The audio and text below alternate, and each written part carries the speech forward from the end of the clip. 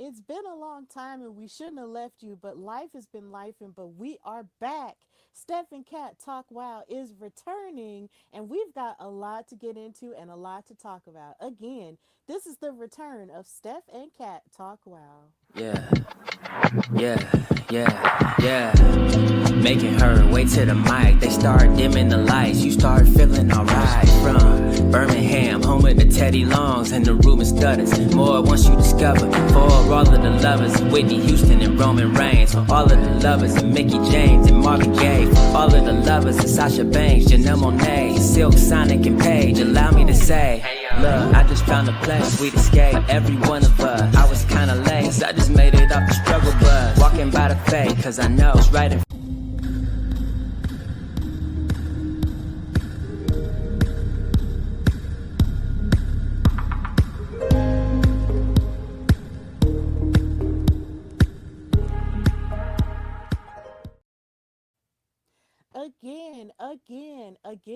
Again. Welcome back to the first episode of Steph and Kat Talk WOW. The first one we're having in a long time due to hiatus of different life things that have been going on, but we've kept pushing, we've kept persevering, and we have kept succeeding.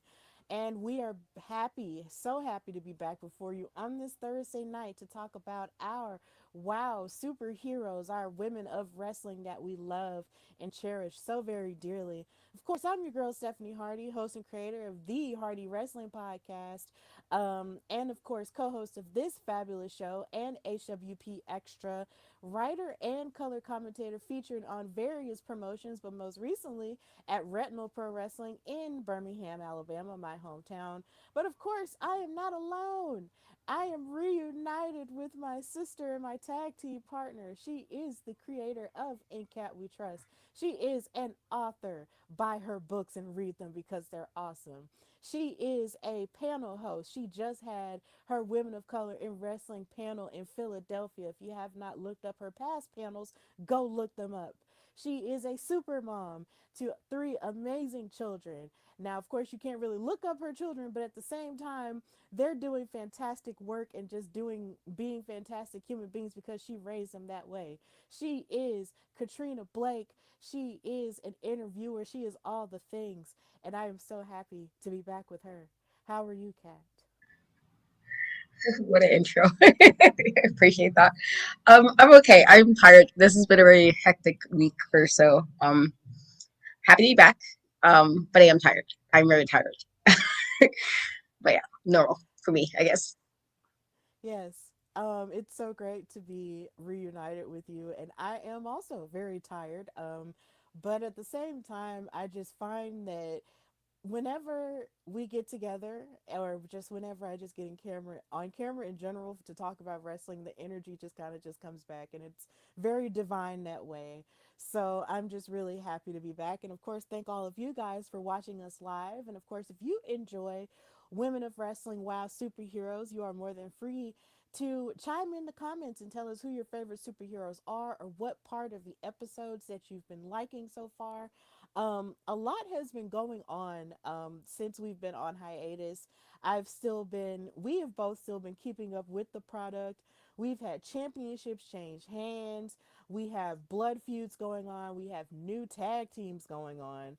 So, Katrina, from what you have been seeing over the past couple of months, what has been your favorite thing or favorite amazing thing that you've seen on WoW so far before we get into this episode that aired this past weekend? I've been liking a lot of it. I definitely liked one of the title changes in particular because she's my girly, and so I was very happy about that title change. Um, I was also happy with just some of the matches we got, like where I'm like, all right, like you mentioned Genesis, and it was nice to kind of see that because that's been happening for a few months with regards to her wanting her due, I guess. Um, but I have been enjoying it. But I think I'm most happiest about a certain title change because she's my friend, and so I just hit a little differently, for me. But I don't know. I guess we can mention it, but you know, Ashley, who I know as Cameron, um, I was very, very happy to see that title change happen. Very, very happy. I think I like shrieked when I saw it. Kind of gave a little shriek because it's like, "Ah," yeah. So I that was probably for me one of my favorite moments so far because she's a very amazing woman, very sweet. And I love when my peoples get good things, and so it's very cool to see. So, to fast forward now and to see her win this title with someone who she shares a home state with as well, both being from Missouri. It was just really awesome. And of course, seeing a black female tag team, rise to the occasion as well, just made me really, really happy. So, congratulations to Team Show Me State. That's not their official name, but I'm calling them that because they're both from Missouri. It was so awesome. And just see, it was really crazy to see that triple threat match, to see them having to go against Miami Sweet Heat and then Best for Business with Sandy Shore and Kara Kai, and to see Kara Kai beating up on Tara Strike the way she was. I was just like, oh my god, how in the world have we gotten here? They were so strong at first, and now they're beefing. But hey, look who won out in the end, right? Our girls did. So it was really cool. It's been really amazing to see the trajectory of everyone so far, um as we get back into the swing of things. So congratulations to those girls, we're so happy for them. So um we get to this episode that aired this past weekend called Prove Your Worth. Kat, how did you feel about this episode before we fully get into it? I thought it was sorry. I thought it was a good episode. I enjoyed the matches on it. For the most part, it was good. Yeah, it was a pretty solid episode. I find that I'm always used to them doing four matches in an episode, like when we first started covering it. So it's just like anytime there's like just three or maybe just two, I'm just like, oh, okay. But the stuff that they put in the middle of it still makes for a very interesting show, regardless. And of course, they are still in the backdrop of Las Vegas, which is now one of my favorite cities. So it's still cool to see them on Fremont Street and seeing people into the show and the crowd getting into the show and everything, and them interviewing people in the audience as well. That's really cool. I like that.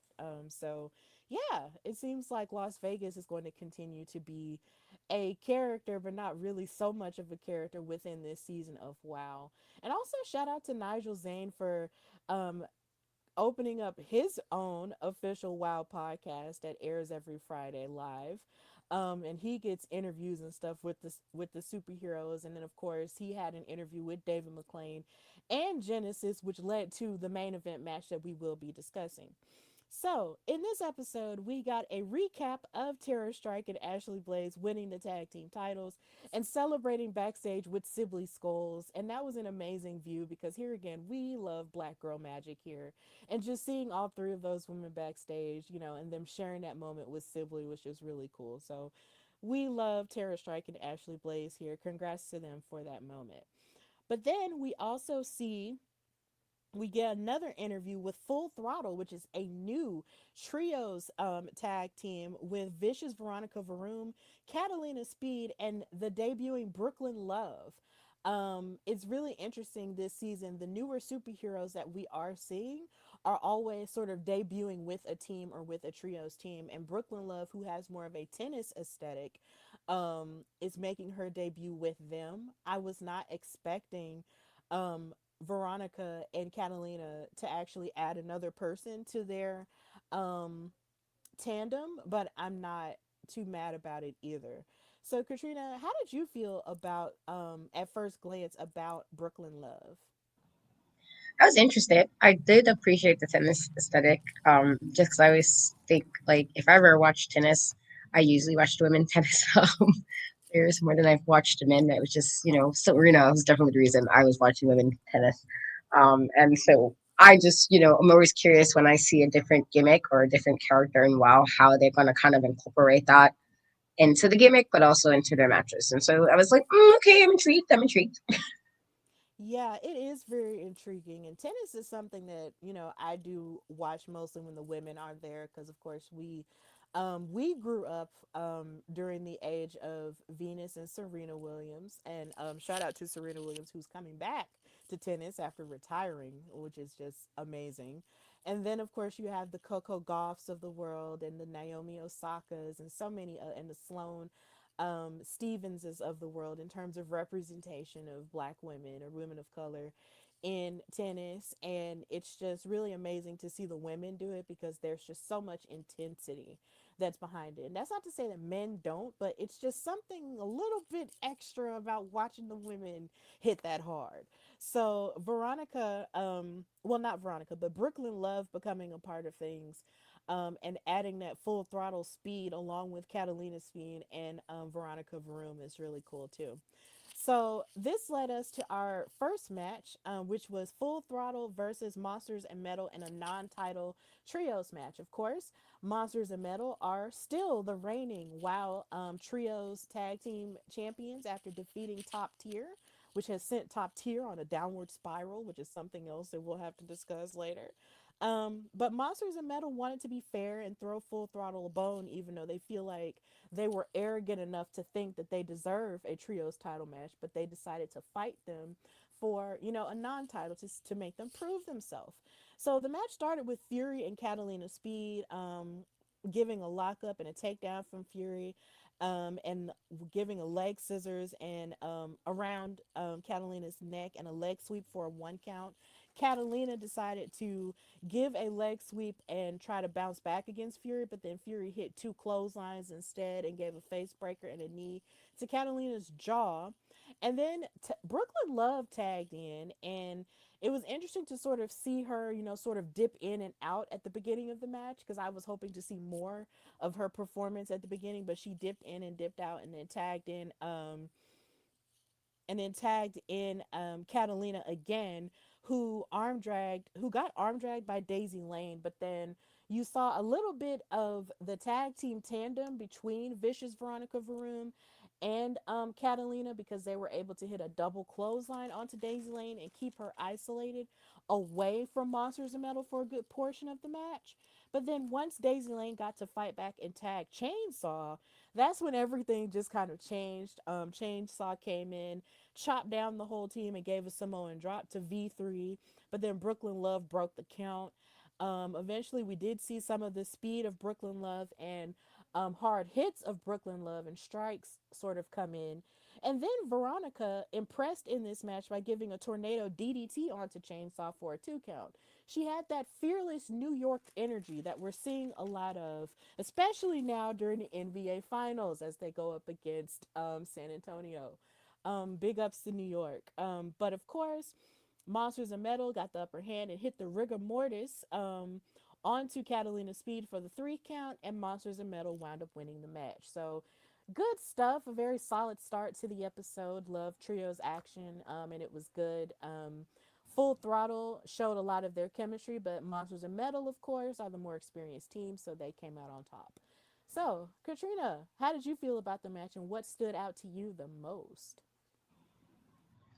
I actually really appreciated Veronica Room's in this match. Like she's a fellow New Yorker, but I feel like I've been in the on the middle. Like I thought she was cool, but like kind of in the middle about some. I know you liked her, like you was really hyped about her when she first got here. But I think this match kind of like I'm like okay, I see sis, I see you. Like I thought she really kind of shone in this match. Than more to me than in previous matches.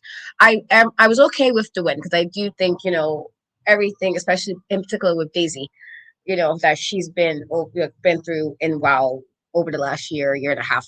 I'm happy to see her like thriving and doing well in that. So I'm okay with the win, but I definitely do think that Veronica impressed me quite a bit in this match. I was like, oh, I like what I'm seeing. I like this. I feel like it was more like she's a bit edgy as it is, but I felt like it was even more of an edge. I feel like that's not the word I want to use, but I just felt like she really pulled out some stuff in this match this time, and I appreciated that. And then also, some New York people, hype. But I do feel like she definitely just pulled out some more stuff, and I'm hoping that she kind of consistently keep that energy in any future matches because I liked it. I liked what I saw. Yeah, I liked what I saw from Veronica Vroom too. I feel like since she's been um on the WoW roster, we've only seen her sort of sporadically in singles matches, and then we saw her, and then there was a period where we didn't see her, and then she came back with and decided to create a team with Catalina Speed. But the more it's like I want to. This match left me wanting to see her wrestle more, even just not even no shade to Catalina Speed, but I would have been satisfied if V3 was just a singles wrestler, because there was so much she was coming out of the woodworks with, and she was just fearless and, like you said, very edgy in that match. Like most people run away or cower away from Chainsaw, but she did not cower away from her at all. And she was hitting all kinds of moves and everything, and I'm just like, yo. And she even hit a cannonball and everything, of course, which fed into the whole roller derby aesthetic for her. So it was just really cool to see her, get it cracking along with her team. So I do want to see more from Veronica Vroom this season and later on in the coming seasons or the coming weeks or whatever. She did really great. So I definitely agree with that sentiment. Um, but aside from wrestling, as we're talking about New York, um, Katrina, as a fellow, as an absolute New York to the core woman, what's the forecast like over there since the finals are going on? Listen, now if the Knicks win, I can understand why New York will be happy because they haven't won since the 70s and they haven't Yeah, been to the finals since 99. yeah. So I get it. With that being said, I have been highly annoyed with some of the things happening because, like, yesterday I wound up getting stuck. I was out in the city yesterday, but on the way back home, I was trying to get home and some nonsense happened on the train, and I basically had to walk back from 50th to 34th, which is right by MSG. Oh And so it wow. took me 20 minutes to get through all of that. And I'm telling people, like, excuse me, let me just get to the LIRR to get back to where I needed to get to. And they were really kind of annoying me. I was like, I'm a firm believer. And I was, because my son's a Knicks fan. And I was saying this, I think in any sport that's more than one game, you celebrate when it's over. And I told my son, and he said he understood it because he said his favorite Brunson, who likes Brunson, said kind of the same thing. But Kobe always said, you do not celebrate until the end when it's actually over and done with. And like I can understand the excitement is like, what if they don't win the finals? And I'm not saying don't believe in your team. That's not what I mean. But what I mean is like some of the people who have been like hanging off of like the light posts and that kind of nonsense. And it's like, all right, like you can be excited without doing that part, or you can be excited without getting into altercations with people. Like people been fighting, some people have been fighting with people, and I'm like, why? Like it's like I get it, but I also don't understand that level. I don't think, and I love a few things, and I'm fans of many things, but I don't think I can love something enough where it might cause me to be in an altercation, or love something enough that I'm disrupting somebody else, if that makes sense. And so that's been a bit annoying. I must say I was very annoyed going through that, trying to get through. It took 20 minutes to walk through a crowd of people for one block. Just one block. It took 20 minutes because people were moving. I'm saying excuse me, and I was just so annoyed by that. But with that being said, the MTA want to have other things to worry about. They did paint, I think, the station right by there orange and blue to represent for the Knicks, and there's some and so like that is cool. And I think Dunkin' Donuts, their frosted donut right now has like the orange and blue stripes on it. For what I saw, at least in New York, Dunkin' Donuts, the ones I've been in, like a few of them, not all of them, but some of them have the orange and blue stripes for them. And so there's like little things. I'm like, all right, I understand. And then obviously if they win, good kudos, good shit. But I'm like, Lord, I just want to go home, and you guys won't let me get through. Oh yeah, looking at me crazy because I'm saying, excuse me. I'm like, I don't want to stay here in the viewing party. I just want to go home. And there was really no way for me to cross around. There was really no way to go around or anything. It was just how ridiculous it was. It was no way, but I just had to go through. And if there was another way, I wouldn't have went through all of that. So that I'm not looking forward to God what it's going to be if they win. And I happen to be stuck outside in the city. I'm hoping I'm not because I can only imagine how that's going to be. It's going to be absurd. With that being said, though, I do understand and appreciate some of the energy as a New Yorker because it's been a long time since the Knicks won anything. And so we'll see. Yeah, I'm definitely rooting for you guys because it's not that often that New York is ever really the underdog anything because it's the epicenter. It's an epicenter city, right? Or at least from the outside looking in as a person who's from the South or, from down here in Birmingham, you sort of grow up seeing New York as like the big place, right? But then it's just like, even with all the teams and the big teams and all the things you guys have won, but it's like when it comes to the Knicks, it's just I'm really pumped to root for them because I'm always pumped to root for the underdog in this situation. And so I hope you guys win. Even though I'm a Lakers fan, as you mentioned Kobe Bryant before, he famously said job's not finished, That's that Mamba mentality. But even last year I noticed that when the Knicks almost made it to the finals, y'all were crunk. And I appreciate that energy because, y'all love your team hard, even though it can be annoying. And I do hear you out and I empathize with that. I can imagine it has to be really tough when all you just want to do is go home and lay down and just relax, but and you got stuff to do. But I have been enjoying watching the TikToks and the videos of everyone in New York just being excited, even y'all's mayor, who I love. Just being so excited about everything. I hope you guys win. Like, I'm rooting for you guys so hard. Like, I want y'all to win. So yes, your fellow surrogate New Yorker is hoping for you guys to win, and hopefully one day, um, LA will get it together, or maybe Birmingham will have a team. Who knows? But I'm rooting for y'all. And I hope that it gets a little easier for you to travel about and do things without getting caught up in the craziness, because sports fans can be very passionate, just like wrestling fans can be very passionate as well. So, as we move into match number two, we have the top tier test still going on.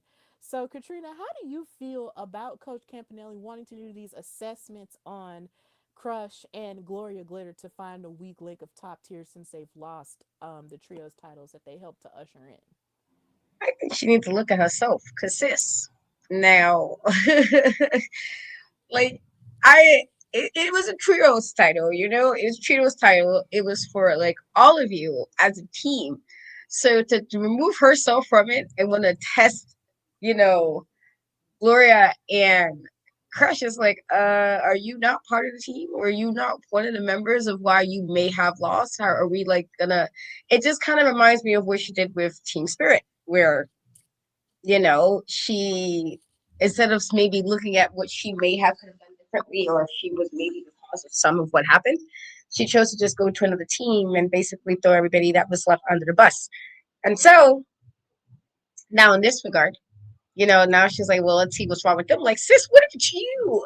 That's my thing. It's just like you could also be the cause. It could just be the two of you together if you want to question why you don't have the titles anymore. But I'm like, girl, if you don't look at yourself in the mirror, just like maybe it's me, I don't know. You just got to be honest with yourself sometimes.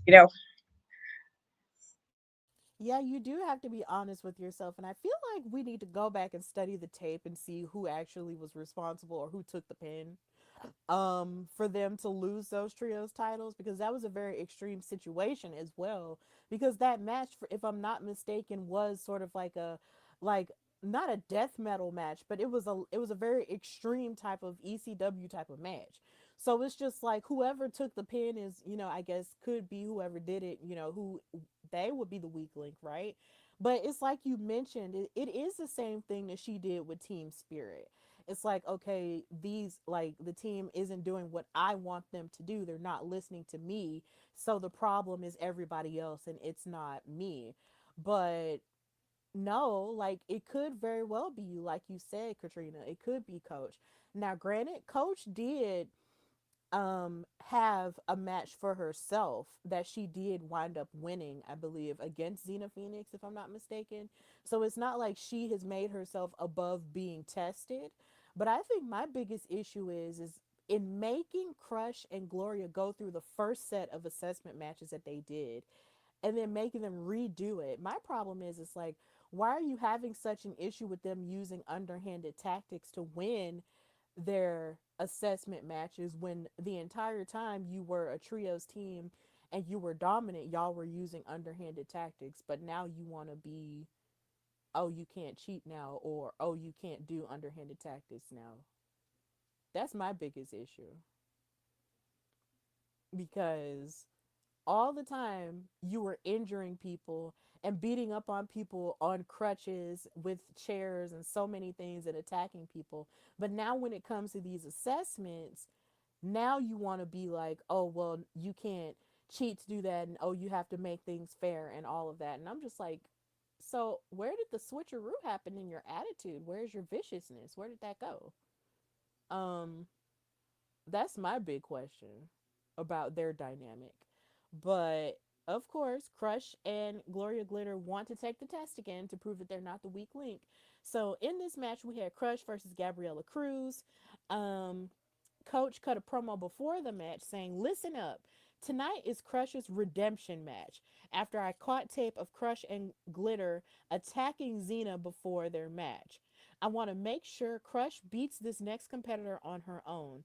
This is an individual skills test, and I will put them through as many matches as it takes to find the weak link.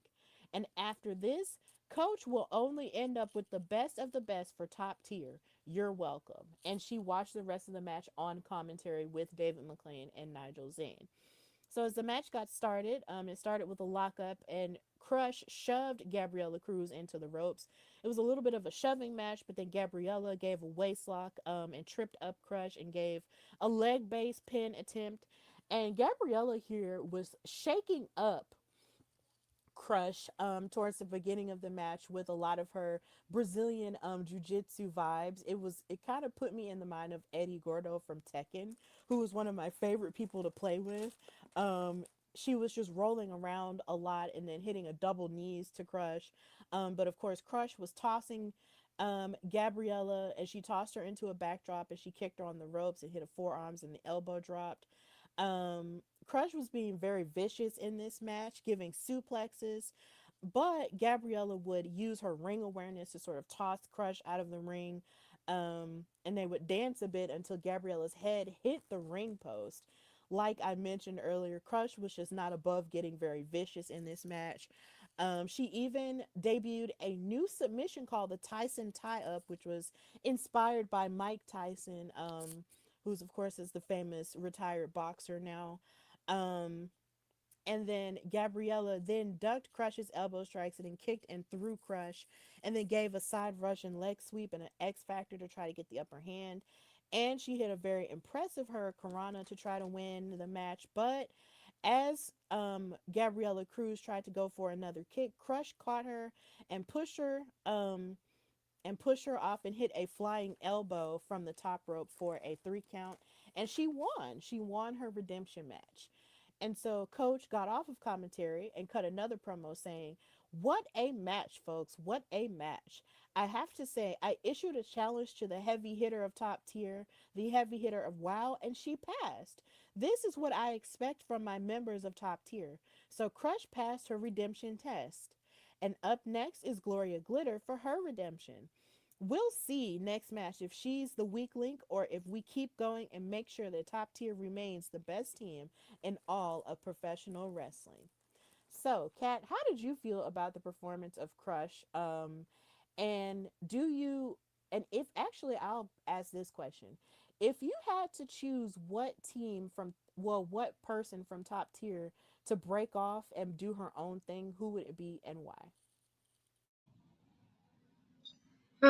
I mean, I think I could make the argument for both, honestly. I feel like we've seen Crush before as a solo person before she joined, top tier. We've seen what she could do solo. But I also wouldn't necessarily mind seeing Gloria solo also. Like she had like a little bit of solo matches and then she kind of got, put in the group. And so it would be nice. And I feel like because like Crush is dominant, but I think I feel like Gloria is even more like dominant in regards of how her moveset it. That like if she decides to get annoyed or tired of Cooch's, accusations or insinuations, she might be a bit of a problem. So I can make the argument for both, but I actually would feel like, maybe Gloria would. Um, just to prove a point if she really wanted to. Um, so yeah, I'll say Gloria. Yeah, that's a good answer. I would love to see Gloria do it too, but selfishly, I would want Crush to go solo simply because she was the one who we saw have such an emotional journey to wanting to join top tier, because at one point, she was a good girl, but then her and Princess Aussie fell out, who is someone I definitely miss on WoW television. But she's still doing great things in wrestling, so big ups to her. But I do miss her. But when her and Princess Aussie fell out, there was like a huge sort of emotional transformation we saw Crush go through before she ultimately did join top tier with Gloria Glitter. And to your point, I do understand um in terms of seeing Gloria having more of a solo career, because we only saw her do a little bit, but what we did see her execute as a solo star was cool, but we only saw so much of it before she joined top tier. So I would love it if Gloria broke off from top tier. But selfishly, I want Crush to do it because I still want to see her, fight and possibly win the WoW World title if she wanted to, and sort of get her attitude back and get back to, what actually matters for her.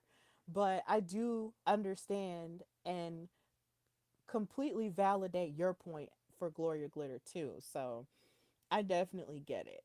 But honestly, this match was really good. I was impressed by both Crush and Gabriella Cruz. We see Gabriella lose a lot and it makes me sad. Like, I want to see her win so much more than she does. I really do. So Yeah. yeah, because Gabrielle is really good. So hopefully we'll see more from her. But Crush passed her test and did it by herself with flying colors. So now we get to see what Gloria Glitter has going on um, coming up real soon. So they did announce that this weekend we will be seeing Penelope Pink going up against Santana Garrett. I don't think it's for the WoW World title, but I'm pretty sure that match is going to be really good. And then they announced that Miami Sweet Heat will get a one-on-one tag team match against Ashley Blaze and Terra Strike for the WoW tag team title. So I'm interested to see how that goes, but that's coming up on this weekend's episode. Um, and then, of course, they showed a Genesis montage, which detailed her journey this season and advocating for why she should have a chance at the Wild World title, because she has been gunning for it even before they went to Las Vegas. She's wanted a chance at the Wild World title, winning by hook or by crook, and even winning fair and square with these last couple of matches that she's had. And she even went on the official Wild podcast and got in David McClain's face and asked him, "Look, why haven't you given me an opportunity at the Wild World title? Everybody has an opportunity except me, And David said, "You know what? You're right." And now we've drawn up the paperwork, and now here we are. So Genesis now has her opportunity after months and months and months and months and months of fighting for it. And you got to give it to the girl. When she hangs on to something, she hangs on to it and she fights for it. And she finally got her chance um, against Penelope Pink in the main event. So this leads us to Genesis versus Penelope Pink for the Wild World Championship. Genesis came out with her friend Drusilla Blade from their training grounds. And of course, Penelope Pink came out with the fabulous Lana Star. Um, that dynamic in and of itself made this match interesting for me, because we are always used to seeing Penelope Pink's opponents come out by themselves, which essentially leaves them kind of handicapped because Lana is always out there cheating and taking their eye off the ball to the advantage of Penelope Pink. But this time Genesis had somebody in Drusilla Blade to be out there to sort of be her eyes outside, and that definitely did help um, in certain areas of this match, and I appreciated that.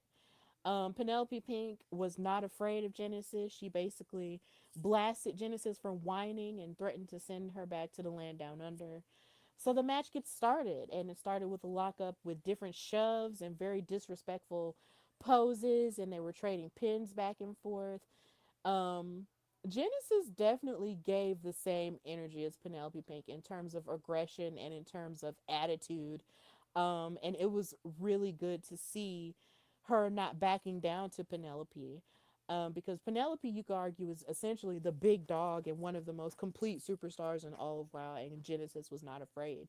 She took this opportunity and ran with it. Drusilla actually had to stop Lana Star from interfering in the match when Genesis was hanging on the ropes and she was pulling her arms. Drusilla was like, "No, like you get away from her," and that was really good to see. Um, and then at one point, Drusilla actually took the after effect of Penelope Pink's passenger princess suplex to Genesis, and took the kick from it, and it was really tough looking, and she fell down to the ground. Then Genesis started that targeting work that she loves to do, where she uses her MMA background to work on an work on a body part, and she started trying to break down Penelope Pink's leg and knee. But then Penelope switched up and did the same thing. She even attacked Genesis using the ring curtain and the apron attack, and then of course Lana and Penelope used that to their advantage. And then she slammed Genesis's leg into the ring post. This is where I started to feel that that it was about to be a wrap for Genesis, but even in the midst of all that pain, Genesis kept going and kept kicking out of a lot of the things that could have ended um, some of Penelope Pink's matches in the past, like the Pink Nightmare. She kicked out of that. And then at one point, she kicked out of another move that Penelope Pink does. It's very standard. She just kept fighting back. She even gave a Shining Wizard to Penelope Pink with that bad knee that she kept working on, and gave her an X choke. But Penelope Pink yanked her down off the top rope, um, and proceeded to beat up on her. But then Lana Star put Penelope Pink's foot on the rope after Genesis hit a full Nelson Buster, which gave off the impression that she could have won the match and won the title right there. But here again, Lana being that X factor and cheating for Penelope is what ended that for her. And then Penelope hit the Pretty in Pink after targeting Genesis's bad knee again, and retained the WoW World Championship. So Penelope is still our champion, but Genesis gave it her all in this match.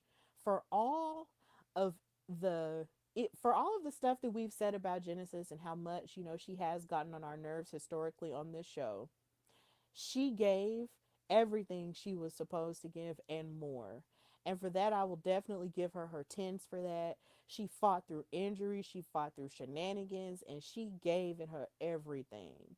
And if she had won the WoW World title, I would have been happy for her. But Penelope, man, she's just crafty. Her and Lana are just crafty. So, Katrina, how did you feel about Genesis's performance in this match, and do you think we'll see her contend for the title again? I enjoyed the match. I like Penelope, but I definitely didn't like that there was the cheating happening. I feel like I know she can win without cheating. We've seen her do it on this. We've seen her do this in WoW, so we didn't really need that. It would have been better to kind of see. Anytime Lana interferes, I always go, "What are you afraid of, Lana? Like, are you afraid your group or your members of the group is not going to do what they need to do?" Every time Lana does that, I'm always just curious. It's kind of the same thing when she was kind of meddling before with other members of, the Fab Four. It's always like, well, sis, what do you think? Would you not trust her as champion? Like, why are you interjecting this much? That's when you don't. I feel like do you not trust your squad kind of vibes. And so I thought Genesis was really good, and I know she like was asking for this match for like a long time. She was asking for this match, and um it's unfortunate she wasn't able to kind of have a fair one-on-one to see if she would have been a new champion, and like Penelope is still. But I thought it was a good match. I just wish Lana kind of would have stayed out of it, just to see what, like, let Genesis have a fair shot. And this is also sometimes I complain about WoW not doing what they're supposed to be doing, to make sure sometimes they ain't this much interference. I need them to do a little better about that. Um, just because there's always some nonsense and shenanigans going on, and it's like I shouldn't have been that. Genesis, as long as it took her to get this match, they should have allowed her to do this like a one-on-one where there was no interference, and then to go from there. And then if she loses, then that's different than kind of losing because there was other things happening during your match. And I don't think that's necessarily, and not that we haven't seen Genesis do stuff, because obviously we have, but in this like version of her right now, she's been trying to be on the up and up, and so to have the opportunity, and it's like, well, not really, because you're kind of fighting or dealing with multiple people in a match. It's like, that's very different. But I thought it was a really good match. It's unfortunate that Genesis wasn't able to have that match where it was a fair one-on-one and see who will come out on top in this case. Yeah, you're absolutely right. It would have been better if it was a fair and square match. And yes, we have seen Genesis be underhanded in the past as well, but it would have been better if it was, just a one-on-one match. But here again, I still love the fact that she's learned so many lessons to the point to where she had Drusilla Blade out there with her. But I'm sure that at some point we'll see Genesis, go after the Wild World title again simply because of the shenanigans. She'll be like, look, like, David, give me another chance. Give me another chance. Give me another chance. But I'm hoping that if she does go for another chance, it won't take nearly as long for her to get that chance. Because, oh my God, like, she advocated for herself super hard. And there's a lesson in that, is that you don't give up on yourself. And I at least admire that Genesis didn't give up on herself, and she believed in her abilities enough to where once she did have that opportunity, she did not give up, and I respect it. So it was a really good match outside of the shenanigans and outside of, the Fab Four doing what they do, which is, of course, being the X factor for each other, with Penelope pulling out all the stops there. But I wouldn't mind seeing them face off against each other again, because, like I said, Genesis brought a lot of the same attitude that Penelope Pink brings in her matches, and she did not back down from her, not once. So I want to see them fight again. But Penelope Pink is still our Wild World Champion. And right now, as it stands, she's the only champion in the Fab Four. So we'll see how that dynamic goes, and of course, we'll see what happens this weekend as well, because Miami Sweet Heat do have their rematch for the tag titles. So we'll see what happens there. But of course, we've reached the end of our time together. Thank all of you guys so much for watching us on all of our platforms tonight on this episode of Steph Kat Talk WOW. Thank you for supporting us in all of our different endeavors that we've been getting cracking over the past couple of months. I know Katrina has been doing a lot more um, than I have, just due to the nature of life and everything, and all of its different transitions and stuff. But thank you guys so much for supporting us individually, and now again supporting us collectively as we continue our coverage of WoW Superheroes, because we do still love women's wrestling and love the show, and love the ladies as well. So we will be continuing with this show. And of course, if you have not given WoW Superheroes a chance, we definitely recommend you do. It's a women's show. It's all female for a whole hour. Check out where it comes on for you on wowe.com. Type in your zip code and figure out what channel it comes on for you.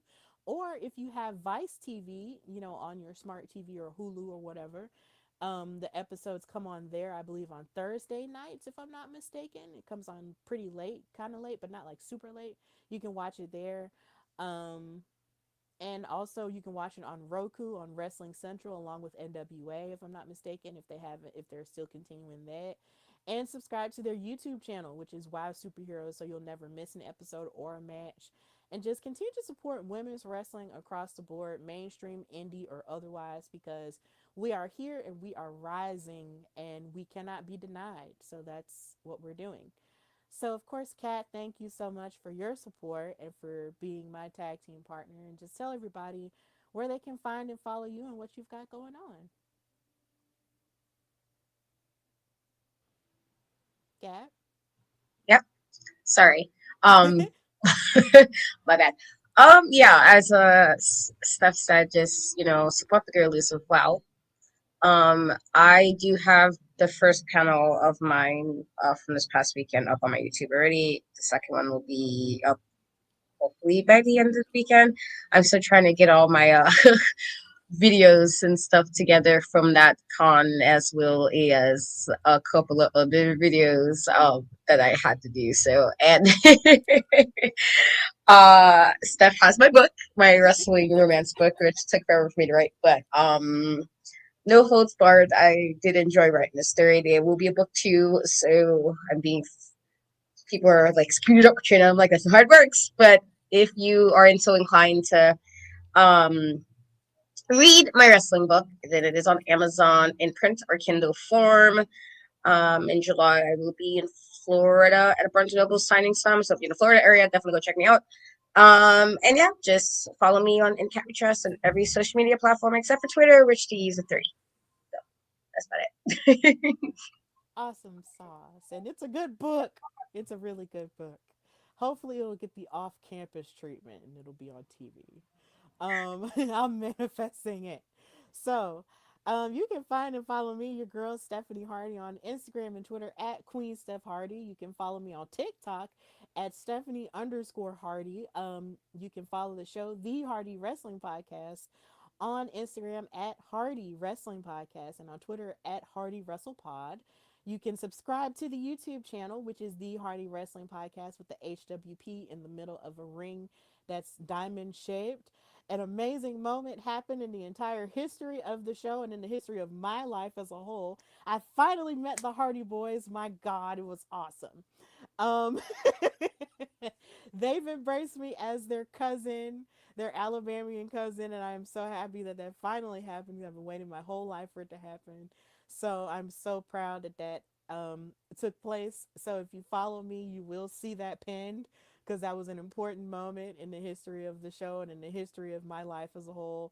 So it's been great. Shout out to Iron City Comic Con for having them down here. It was really great. It was a line. It was really long, but I'm so happy to finally met Matt and Jeff and be a part of Team Extreme forever. Yay! Okay, so um, and of course, just be on the lookout for whatever it is that I might post about the show, about this show, and all of the above, and just continue to support me and my journey and, putting one foot in front of the other. Because if there's one thing that, one lesson in life that I'm taking with me as I move through this new phase without my mom, is that she always taught me to just continue to live my life and continue to um, move through it with persistence and also with joy because she's given me everything I need to make it through. And she was such a supportive of me doing wrestling stuff. So I'm still